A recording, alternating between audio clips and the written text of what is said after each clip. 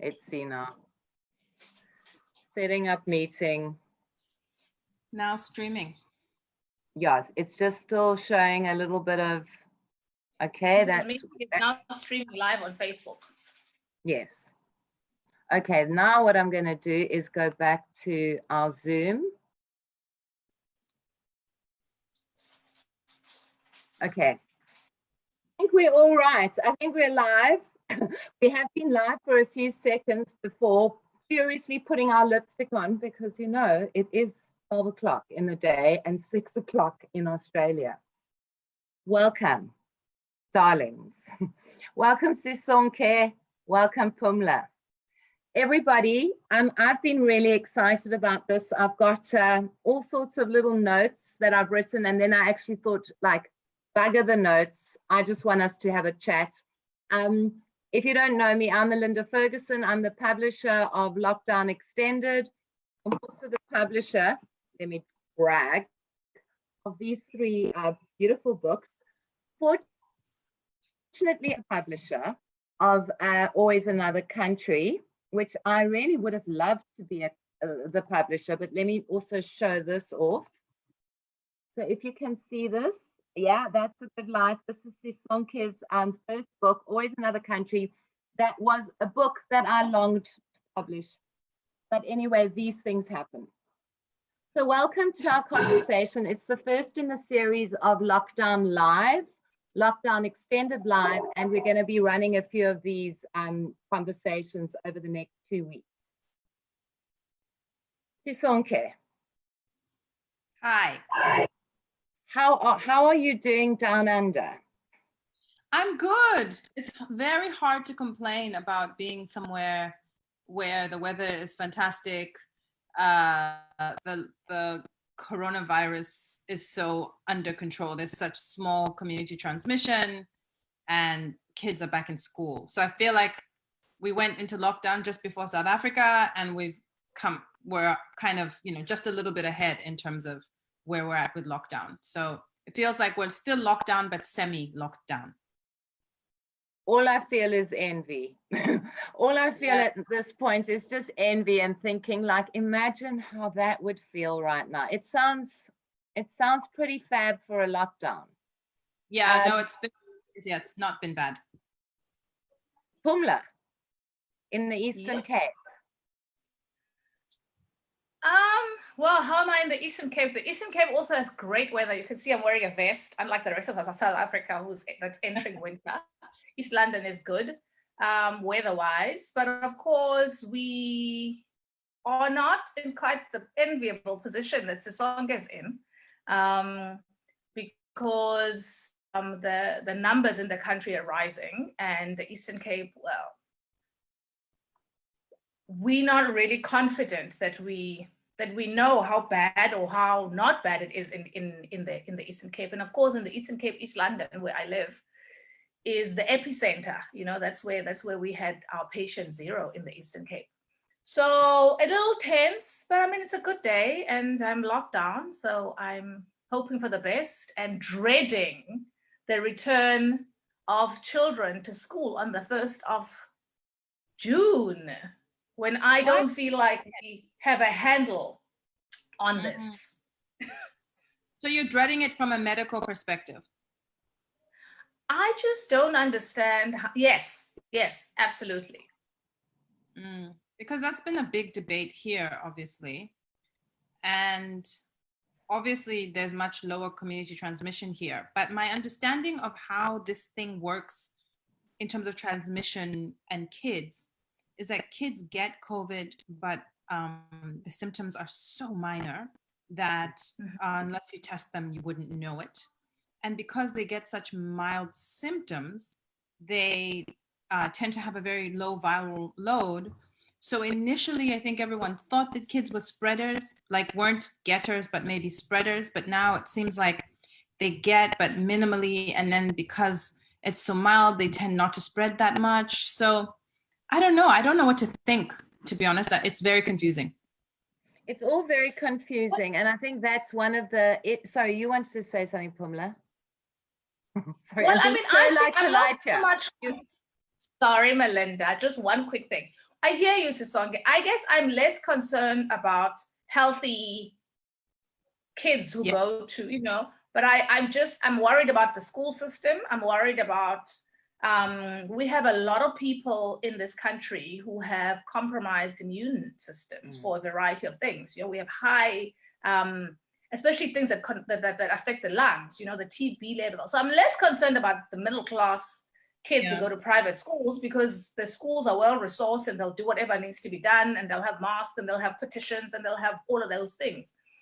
But that's a tiny percentage of kids in this country, and I'm also worried about what it means because we don't know how many kids. I mean, maybe we do know. I don't know how many children have asthma, are HIV positive, and perhaps aren't on medication as they should be, or are on whatever.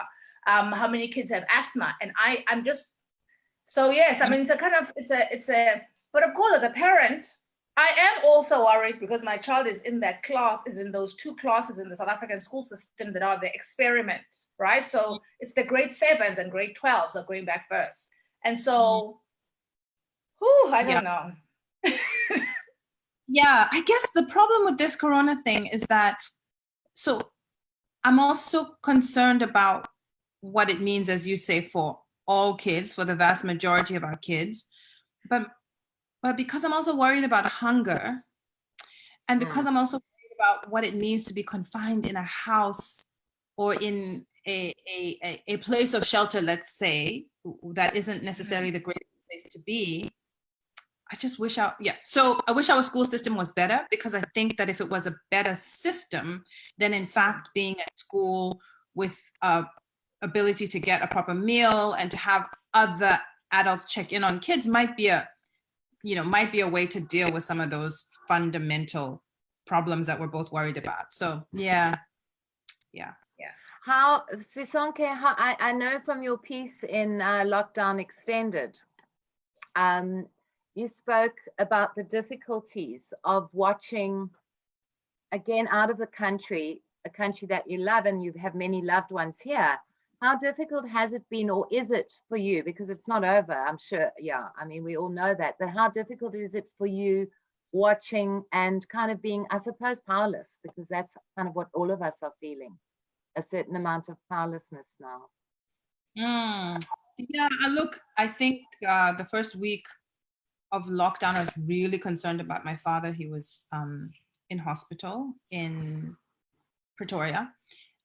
For an unrelated, he had a back operation and then decided to stay for longer to get the proper help he needed. And then there was COVID, and I was like, I don't feel like COVID is a great place for a 79-year-old man to be. And then COVID was in his hospital, and in fact his doctor had to self-isolate. So it just felt, so in terms of just feeling very far away from home, that was the moment. And of course I was supposed to be home now, like we were supposed to be frolicking around Joburg right now. So it feels, that's been hard, being away from home. But also, I think for me, more importantly, is not being away from home, because I'm often away from home. I live somewhere else.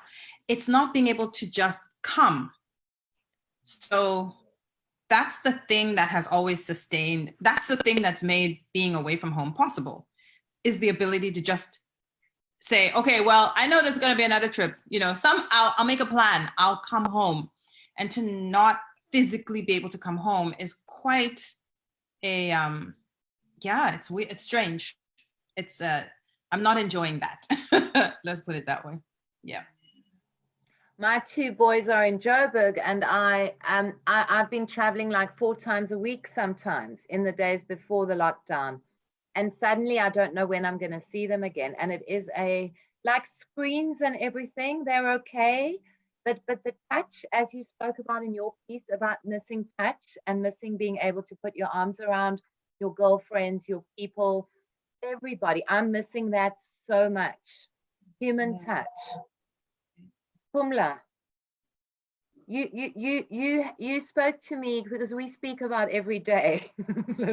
we have talks every day where we both are sometimes in our pajamas, and we have lots of fun looking at each other's pajamas. But you were very worried, and before your mom came to stay with you, you were really driving yourself crazy with worry about your mom, who was alone, and you were trying to shop for her and sanitizing every single thing that you bought.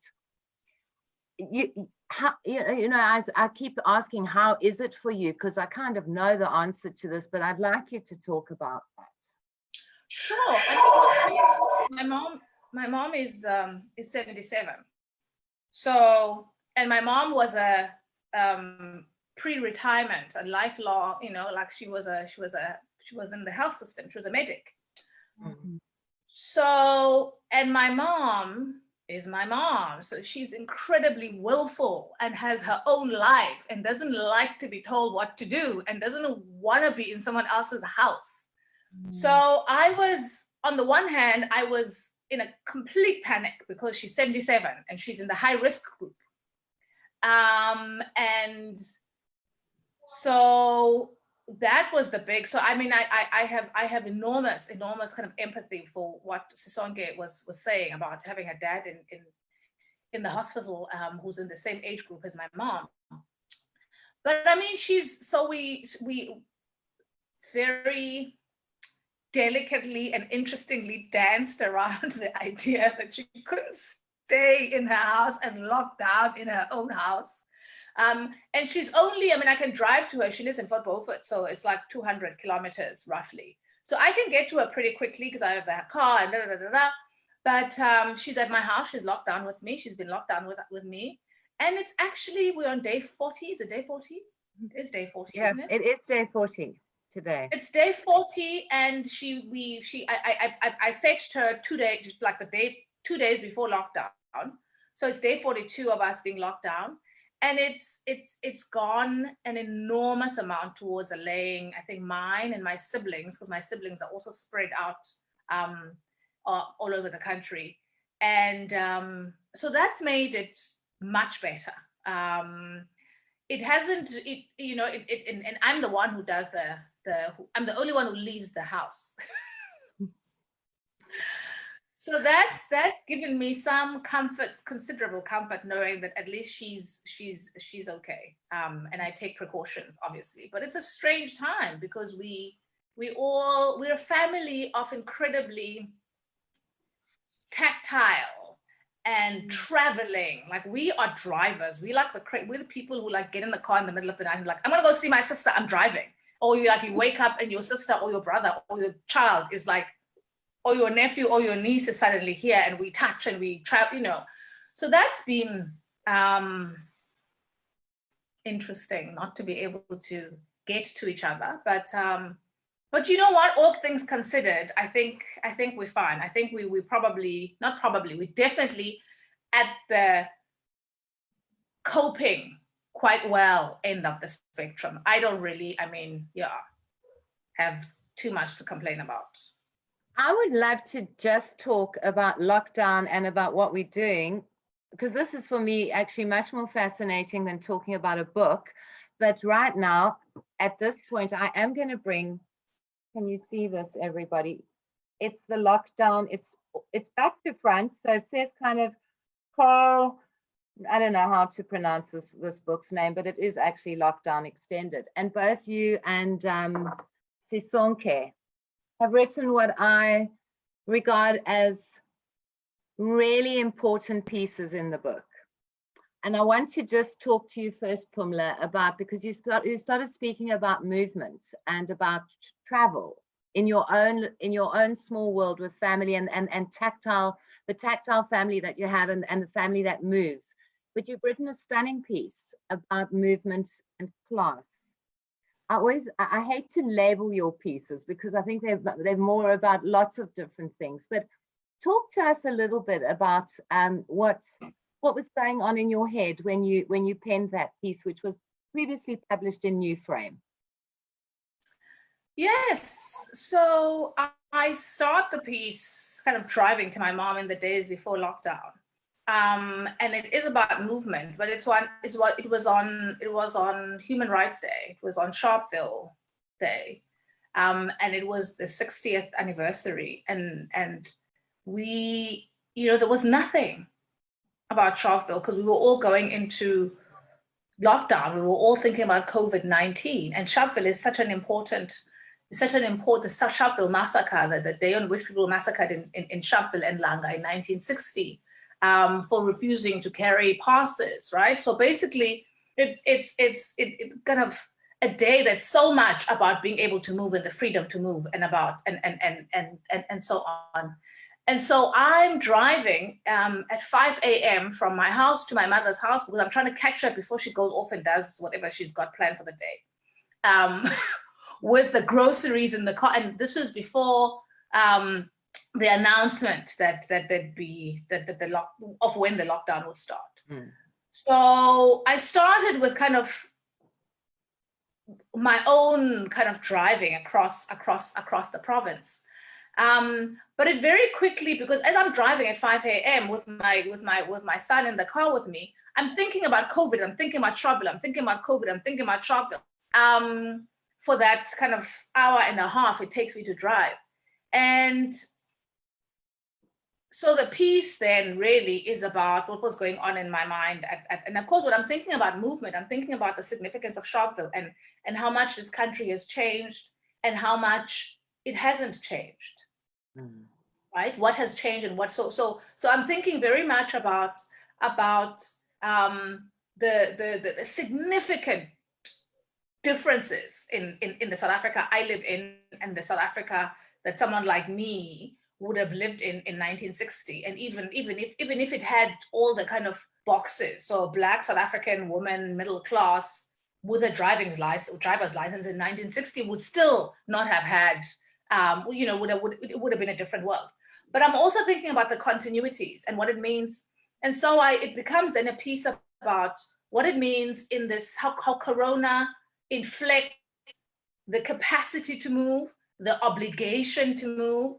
And now, of course, the capacity and the obligation to move are not Corona things, but Corona affects them very much. And so I think about, we often say in South Africa and perhaps other places that class is not just in the obvious things that we think we can see, but often in terms of the relationship to work, how far you live from where you work and how quickly you can get to where you work is often where class lies in this country. And so I think about people, so I live in a very small city. I live on the other side of where I work. But I can get to my work within 10 minutes. I can get literally from my garage in my house to my garage in my workplace within 10 minutes, 10 to 15 minutes if I'm, if I try.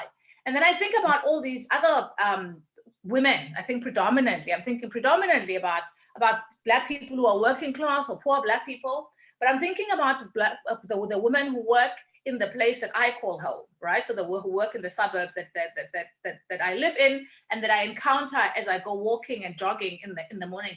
Interestingly, of course, I'm not much of a jogger or a walker.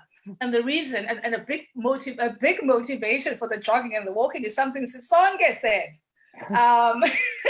The last time I saw her at Open Book, and she said, no, she decided at some point that actually, because she travels so much, she wanted to see the cities and the towns and the places that she travels through, and you see them differently when you run them and you walk them. And then I came home and I thought, too lazy to run. So then I was like, I would wake up and be like, think Sisonke, channel Sisonke. So, so since December. Listen when I talk. That's great. Yeah, she listens. Since December, you've been jogging. I've been channeling Sisonke and waking up at 5 and doing this thing, which of course, and then interestingly, I've lived in the city for 2.5 years almost, but I'd never be out at that time. I mean, the earliest I'd leave my house was to do the school run at 7.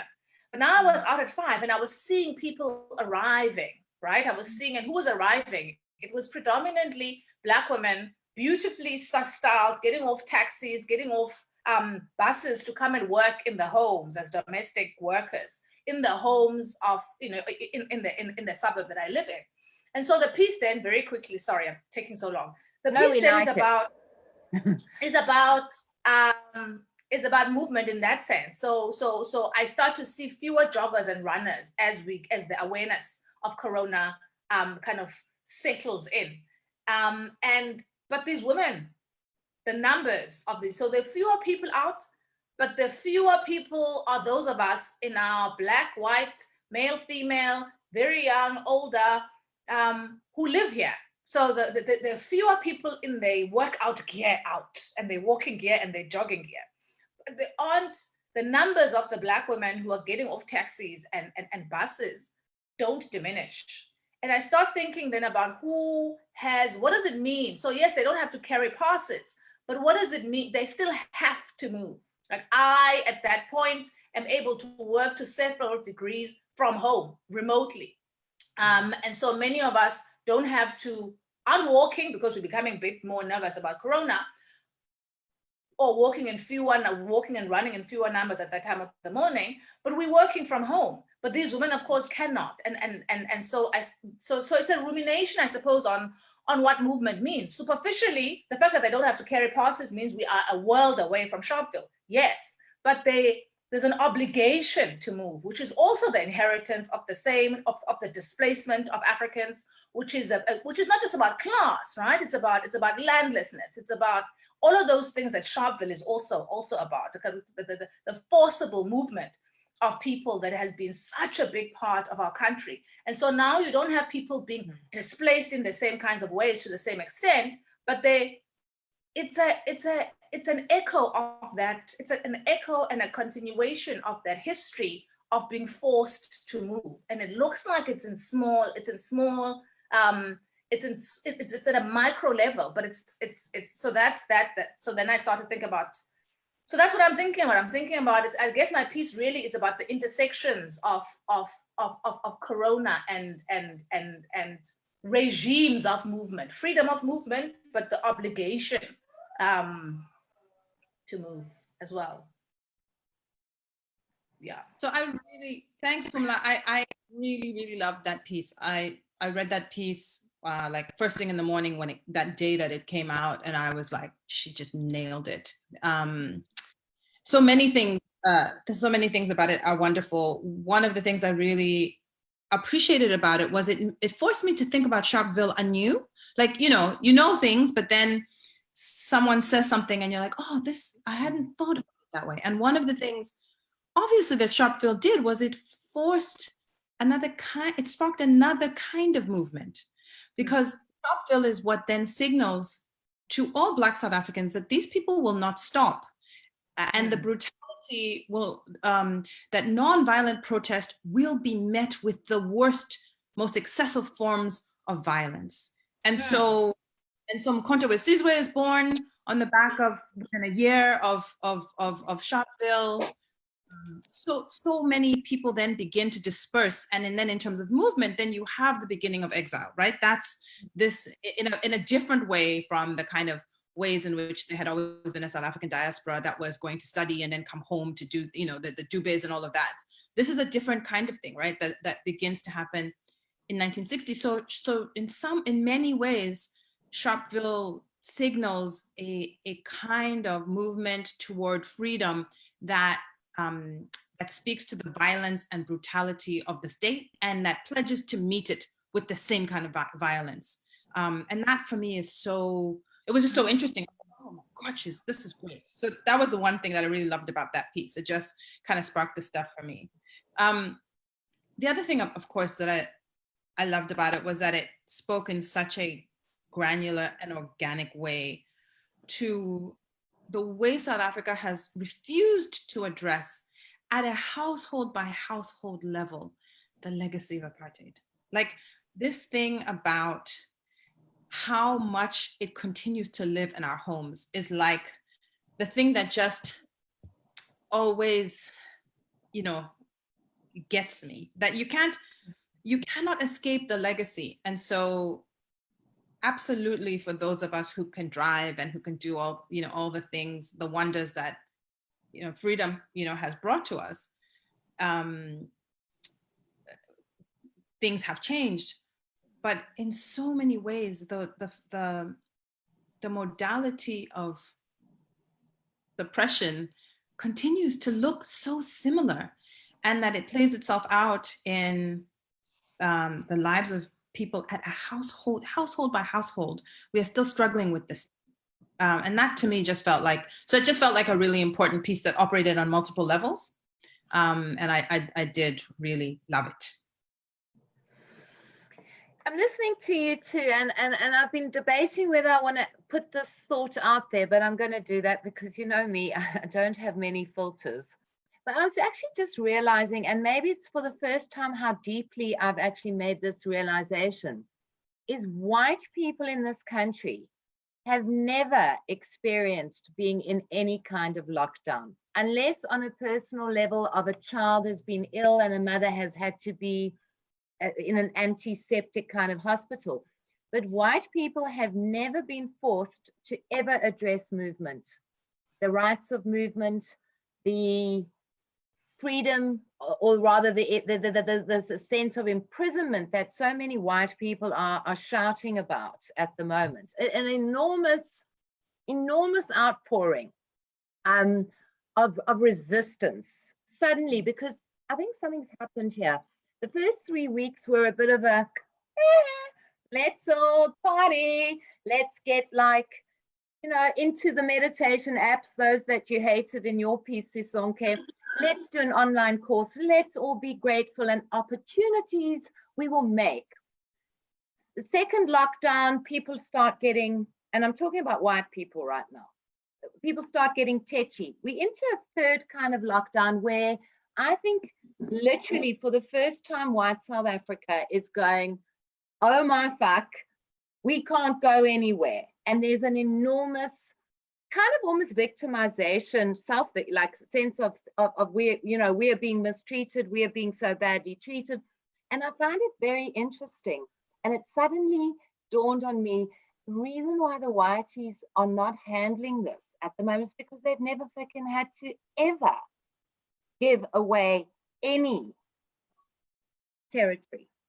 I think that's part of it, Melinda, but I also think part of it is that South Africa's lockdown is really intense, extremely intense.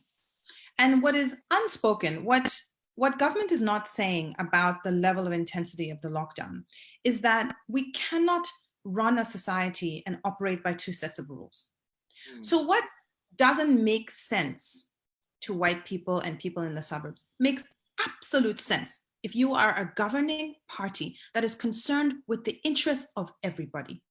So when we lock down as a country, those days of saying, okay, well, if you live here, you can do this, you can, of course, white people and middle-class Black people can jog around in their neighborhoods in relatively small numbers, and they could do that all day with absolute safety. Of course, you could go and buy, you know, whatever you want, and that they would be able to regulate you in an orderly fashion in, you know, whatever middle-class way. But we're not running a country that only belongs to a tiny little elite.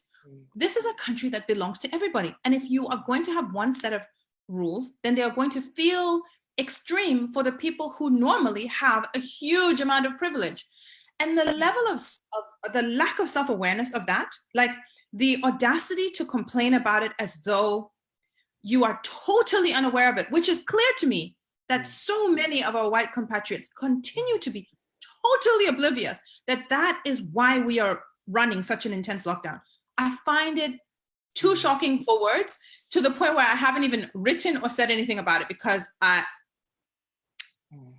how many times must we say, like, so how many times must we say that we are trying to be a society that is one society, right?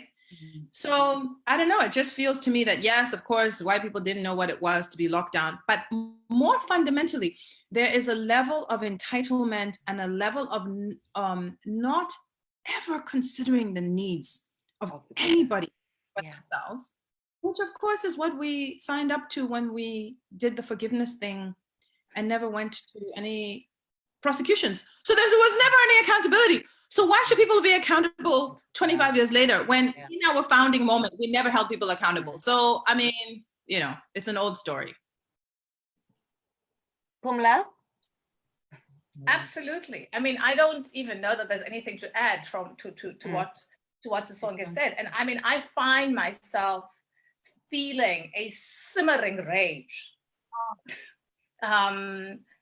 Because it's such a narcissistic orientation to the world, because this unawareness, this lack of awareness is very willful. There's no way. I mean, as divided and as insular as life can be in this country, if you have all the right privileges, skin, class, gender, whatever, you know, right? We have a media that actually covers a lot. I mean, there's a lot it doesn't cover, but we actually have a very effective media in this country. So if you claim not to know how people who are not like you live, and you sit in a position of privilege, you don't know because you can afford to ignore it, actually. And so I find, I think the sense of, and I suppose a more optimistic, less Black South African version of me, I don't know, whoever she might be. I haven't met her. I'm not too keen on meeting her. Might imagine that this moment of feeling like the rules apply to you, this moment of feeling like you live in the same country and actually awareness of actually the people who brought Corona into the country are not the people you usually want to blame for being diseased. So it's very strange to me. Like, on the one hand, the rules are for everybody except white South Africans. Yeah. And, right. and some Black middle class South Africans increasingly. On the other hand, everything that goes wrong is somebody else's fault, right? It's never white South Africa's fault. Here we have a disease that quite literally wasn't brought in by the hoarding barbarian Zimbabweans at the borders. It wasn't brought in by the scary Nigerian criminals who come in and force South Africa, introduce drugs to South Africa for the first time ever. No, it was brought in by white people who had enough money to go, even for middle class people, to go skiing after schools open, because even middle class us, like there's a little bump in January where we like, there's a little bump in January where we like have a lot less money and we wait till February, right? But no, these people went then when the schools open, post Christmas, where all of us have no money, even middle class people. So like I really. But hard currency. Exactly. But dollar holidays. Exactly. Wow. So then for it's just like a complete ingrained and systematic refusal to take responsibility for anything, for the past, for the continuities of the past, for new problems that are just, the rules are for everybody else. Now, ordinarily, I would think, okay, this is a moment where people might actually, the sense for the first time of being under attack from something that you can't control, right? Which is the condition of Blackness in the world. All Black people know what it's like to be under attack for something that had nothing to that you didn't, that you're not making. This is what it means to be a Black person in the world. To be under attack, to have things that have nothing to do with you or your character or your behavior possibly come in and just obliterate you. I would have thought that Pumla that we don't know would have maybe thought, like the apps, this is a possibility where there's going to be some enlightenment, and but you know what? I like Sisonke starts with the meditation apps and it would be nice to be able to believe that we're creating a new world that is automatically going to happen from the heightened awareness. But I don't think so. I don't believe for a second. I think individually, some of us might be more interesting people, but collectively as a society, is this going to be a transformative moment at the psychic level? I don't think on its own, no. No. what we've seen is it just heightens that sense of victimhood, right? I mean, I think I did a piece a few years ago where I talked about white South Africans as being the strongest victims in the world. You know, people who have so much power, so much access to resources, and yet are constantly victims, right? It's incredible, the terrible things that are seemingly happening once again to, you know, look, a community that really has gotten off scot-free.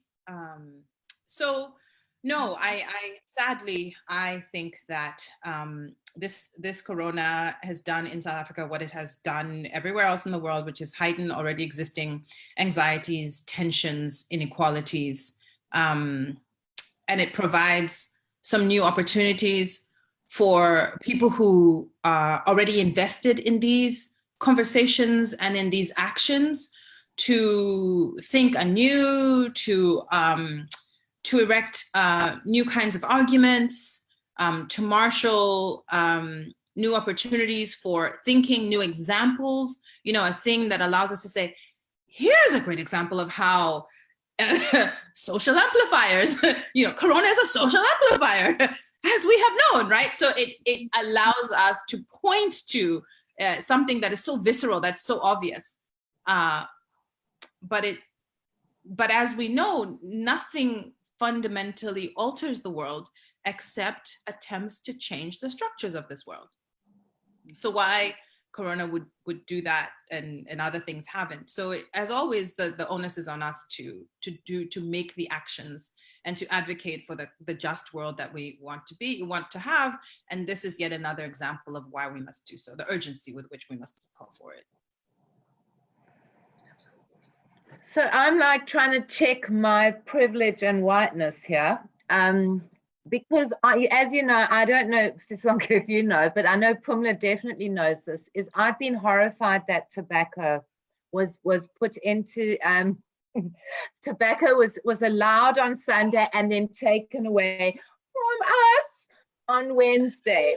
And I've been incredibly upset about this. Now, as you were talking about this victim thing, I was thinking, oh my God, narcissistic victim, that's me, it's me. I'm only like, I'm so screwed because this is what I've been doing. And so what I wanted to ask you, both of you, because I'm doing my like check in here, do you think it's okay that they've taken tobacco in and out like that? Just as a matter of interest. Let me ask, before I respond, I would like to ask you a question about why are you angry about the tobacco? I'm genuine, this is a genuine question, because from there we can then move. Okay, so the reason it's a flip-flop? Yeah, it's a flip-flop. Look, I am a tobacco addict. So you take away any addict gets their fix taken away, especially if they're told that their fix is going to be available on Friday the 1st, and then 2 days before, while we all going, Friday's coming, and we all like going on our horses towards this beautiful day called Friday, suddenly it gets taken away. So for me, it's two things. It's my addict who's going, oh my God, I've got no tobacco, but it's also like the breaking of word, which I made a big thing about. It's the breaking of word that makes me then doubt whether I can trust other words that might be broken. Does that answer my? Yeah, that's an interesting answer. Pumla, do you want to have a go at this one? Come on, have a go at me, Pumla. She hates me smoking. Okay, so I mean, look, I am bothered by the shift, like one position and then a different position in a larger sense. So the tobacco thing is just kind of one manifestation. I just think that at this point we need to, with this corona thing and with anything, but especially with the COVID, I think that there has to be very clear, very consistent messaging. To be honest, the tobacco thing itself, you don't care. I'm sorry, Melinda. I don't actually care all that much. I know. Probably partly because it's tobacco. It messes with the lungs. And also I'm a self-righteous ex-smoker. So I don't like it, just you asking me to do too much to care about this, to to care too much about tobacco. I don't think tobacco should be available, but I'm like, it's probably not okay to say that. But I honestly, I just think it's a disease that attacks the lungs. Why do you want cigarettes to be available? But the only reason I can say that is also because I stopped like more than a decade ago. I'm sure if I hadn't stopped, I would be in a complete state. I know you both wanted a sophisticated, clever answer. I don't have a clever answer. Okay, Sisonke, you go. Yeah. So I'm like Pumla, I do not care about tobacco, but I feel you, Melinda. And I think as a friend of addicts of tobacco, like I get it, you know, so I think on a visceral level, it's like, oh my God, you know, but I think the question about your work, but you told us, you know, that thing of like, why are you flopping now? So I think that's a very interesting one to begin to unpack. On the one hand, the contract, you know, the social contract between a government and citizens is such that we expect a level of accountability, even in times of, you know, of crisis like this. You know, you ask us to do all these things, and then we're like, okay, that's fine, we in the public interest, but then we expect a certain amount of information from you about why those decisions are being made and like what the next steps are. And so I get the like heightened anger at this time when everything really matters in how you communicate, because it's like, oh, but you said it, but then you didn't. So even if it wasn't tobacco, on the one hand. On the other hand, I do think it links to that other conversation we're having before about the sense of victimization. And I think there, a lot of the issue is not simply about the tobacco and the flip-flopping, but it's this, there is a cause, and I'm not accusing you of this, Melinda. I would accuse you of it if I knew that it was true, but I don't. So I'm just positing it as a general observation. That what I've noticed is that there is always already a question mark about Black leadership. So this speaks to that question then about not even understanding that we are running one set of rules for effectively two countries, one that services the other, right? So it's the same thing with the tobacco. Like I suspect that in an ordinary context where everything is fluid and things are changing, and somebody says this, and then they would, oh no, you know, things are. I think that there's a level of generosity that is, people are beginning to fray, people are tired, but I think that for some of our compatriots, there's a lack of generosity because there is always a question mark about whether Black leadership is in fact competent, whether they know what they're doing. What are they doing? What do they do? Look, you know, so I think that is part of an underlying issue that I've picked up, not just about. No, I think you're absolutely spot on, because the majority of posts that I've seen on social media amongst the white compatriots went from literally one day. I think Lindiwe or one of my friends said the whites were going kumbaya, kumbaya on one day, and that within 24 hours, the whites were going, terrible Black government, the guys don't know what the fuck they're doing, and much worse. That was much worse. And so I think you are really right. Maybe not about me, but I'm also going to interrogate that, because who knows? I mean, my response has been extreme, of this child who's been, a present has been taken away. But I think it's more to do with me being a fucking addict, to be quite honest. I'm just a 100% junkie when it comes to anything. It's your last addiction. It's your last addiction. And you know, I must say, as I sit listening to this, I'm this close to saying, come on, it's over. Just put it down now. And they're bigger fights to fight than the tobacco fight. They're much bigger fights. And I think what it does is deflect the real issues, because whether, you know, it's ridiculous that people should be wanting to smoke to hurt their lungs during COVID-19, if you think about it, as Pumla and as you probably pointed out just now.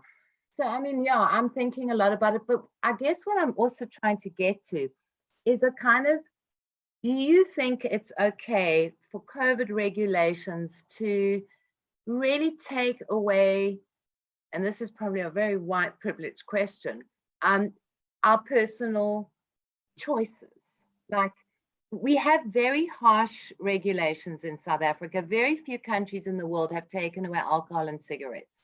Alcohol, funnily enough, I'm quite happy about. cigarettes because it's my demon. Would love that back. But do you, Sisonke, I'm going to ask you from being in Australia and probably watching a lot of news around South Africa. What do you think about that? I think what I said, that I understand entirely 100% why the lockdown is so intense. What I don't understand, and what, worries me greatly, is the level of military force with which the lockdown is being enforced. So it does seem to me that if you are going to deploy lots of army people and police to be enforcing the lockdown, then what you ought to also be doing is arming them with PPEs that they can be handing out, masks to people, that they are doing a public service. They are not here to arrest us. They are here to help us. And so I find that attitude has been very worrisome. And I think it was Eusebius who said the other day that, like, if you are more concerned with tobacco than you are with how the army has been operating against citizens, then again, there's something going on that worries me. So I do not think we have suspended our civil rights and our civil liberties. I think that a government should be accountable to us. I also think we have an incredible resource and an incredible history as a country post 1994 of mobilizing to get really excellent things done. So if I think about the census and the hundreds of thousands of enumerators who go around and who, as recently as, when was our last census? Was it 2012? When was our last census? Whenever it was, who go around, have been trained to go door to door, to act professionally, to give people information, quite complex information about, the census questions. That's a resource, guys. Surely we can be thinking about how we deploy that kind of resource to talk to people, to check on kids at home, to see our grannies okay, so that we're not having this clustered food distribution story that is undignified for people, that is causing chaos, that is subjecting people to humiliation. Like, so many things about the way that we are responding to lockdown, which initially I was like, yeah, makes sense, let's go into this mode. But I think that there is also now beginning to be a lack of creativity and some things that are really worrying that aren't necessarily about the individual luxuries, but are actually about the fundamental rights of everybody, and particularly the communities that are being most heavily policed, which are, of course, Black and poor communities. Yeah. Ms. Dineo? As they would say in a meeting, covered. Yeah, I want to talk about something else, but I'm not the interviewer, but I'm just going to, I want to talk about Sisonke's piece. So that's what I want to talk about. I don't want to talk about tobacco. That anymore. Now let's forget about tobacco. 100%.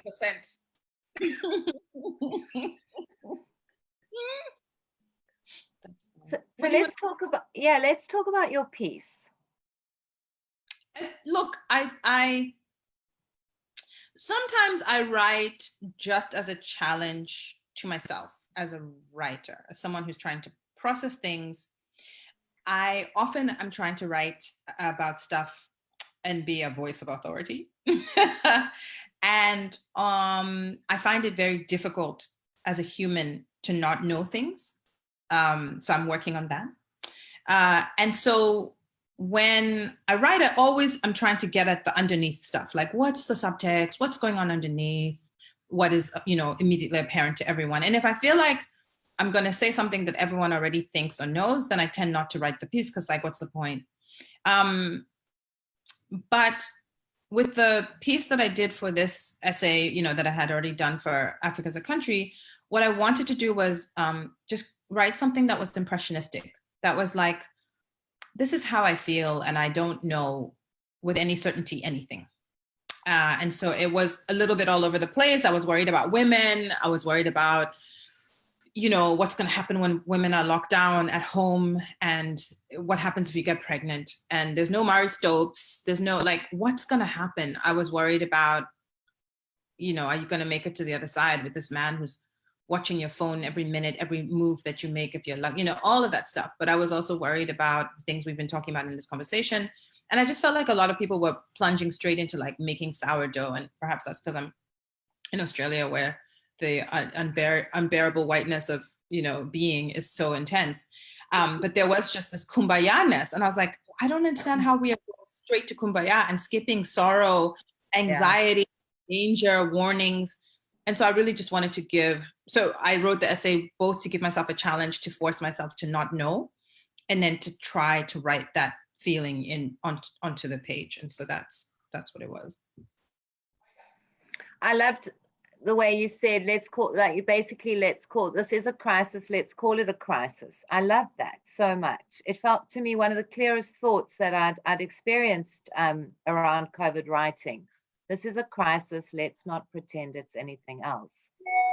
Do you so I felt, in a way, as a reader, I felt a bit worried about you. I thought, oh my God, Sisonke, she's not feeling very happy in this piece. She's worried. And so I wanted to know, just as a personal thing, has that shifted for you, that sense of not being able to kind of write out of that? Or So I think that our writing personas and our personal personas are two different things. Perhaps I'm very good at creating a writing persona that doesn't let people worry about me, but I'm always worried about stuff. That I worry, about the state of the world. I worry about climate. I'm always worrying. What I'm also always trying to do as a writer, not as a person, is to put that worrying aside when I write, so that I am coming to a point that I think is helpful. And so I don't feel that I was any more worried when I wrote this COVID piece than other times. I think I was probably just more honest about the fact that I had not reached an intellectual conclusion about what that worry meant to me. And so I read this, I listened to this wonderful podcast where the American writer, George Saunders, was talking about, you guys might have seen this. He was writing about the fact that humans are basically like dolls on the back of a tiger, Ken and Barbie dolls, and we're all on the back of a tiger. And most of the time, the tiger is like sleeping.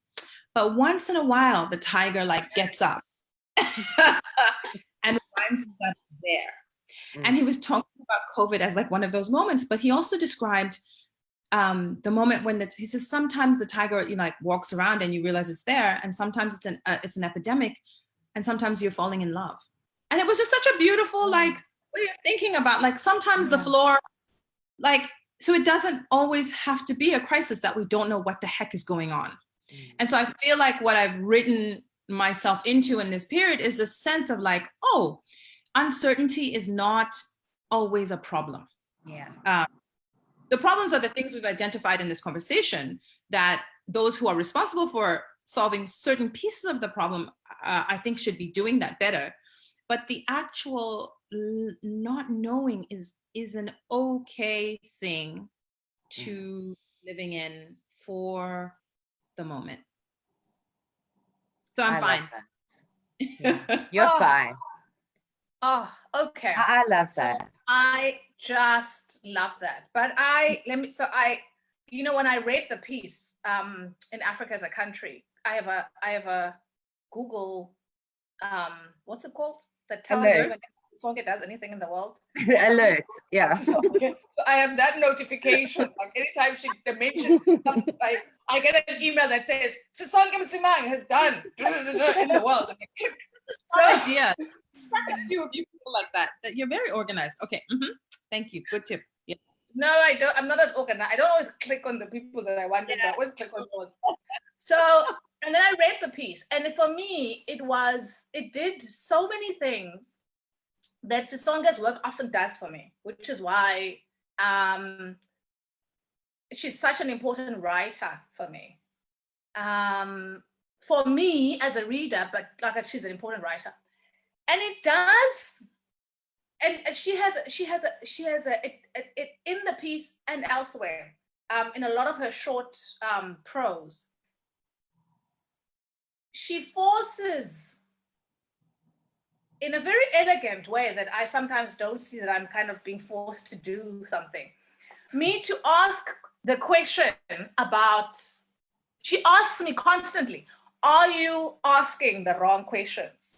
Are you looking at this from the wrong? Is this the right question? Is this? And so in that piece specifically, this is how she did it.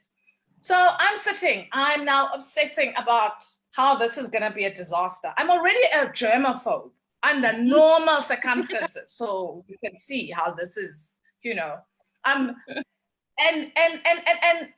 I really, really value the fact that she pauses on uncertainty. It is such a time where yes, we're in crisis, but I don't think all of us have the generosity that you demonstrate in that piece. When we're in crisis, we go to doom, or we go to let the facts speak. And we go to a place of certainty. The less certainty we have, the more, because it's hard to be in crisis and then still question. Yeah. And yet what that piece does for me is it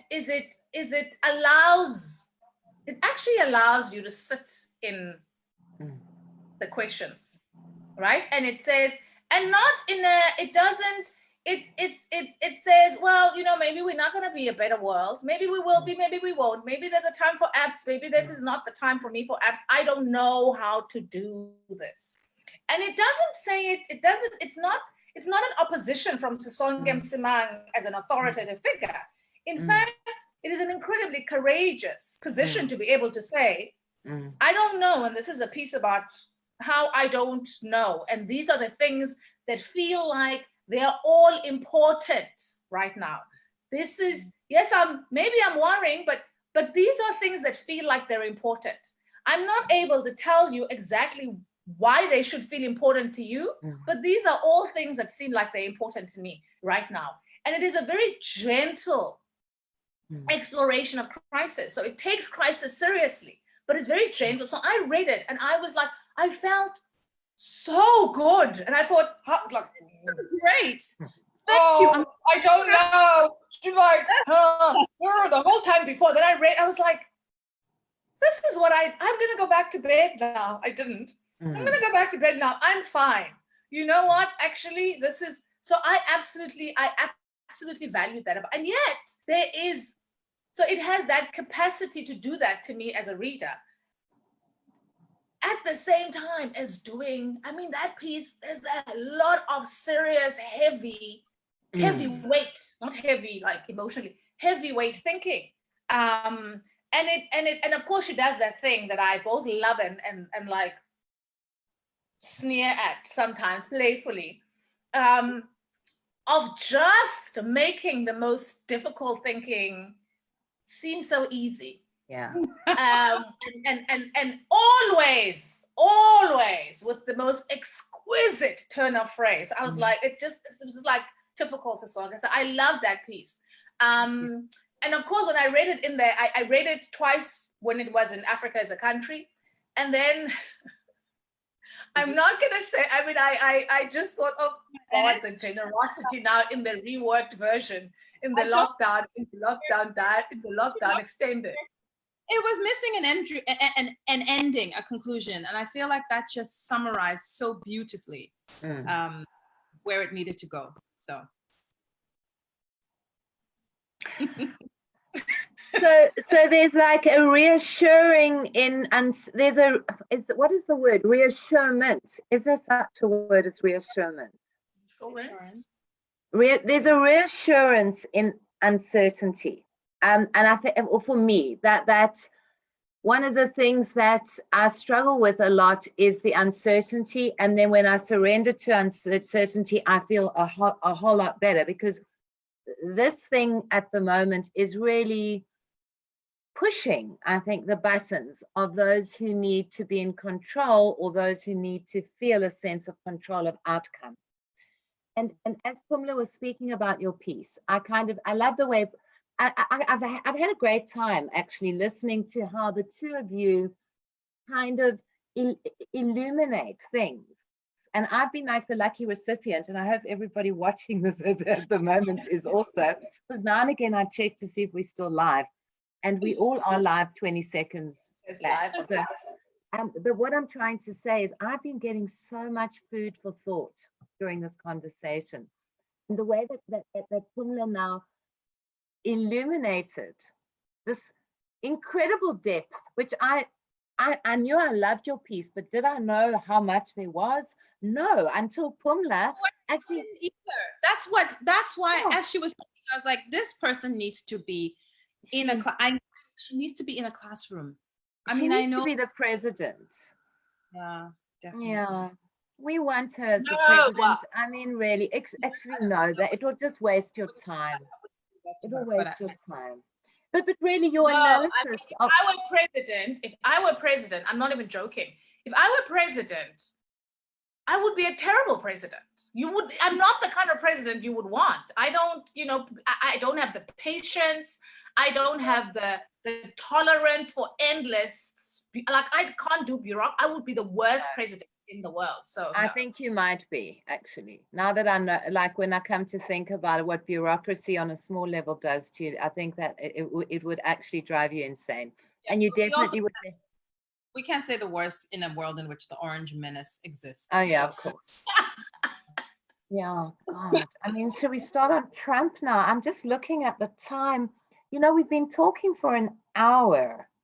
And it felt like a little blink of an eye. I haven't been really going back because I'm sure people are actually asking things, but I can't look at Facebook and talk here with you two. So I'm just ignoring. Hope people aren't desperately needing answers, because this just feels like we're in a lounge somewhere. Have I said something bad? I would have kept wine because I know you guys can't have any, but it's also late here, so. It's late. I mean, huh? Say that again, please. Sorry, I didn't hear what you said.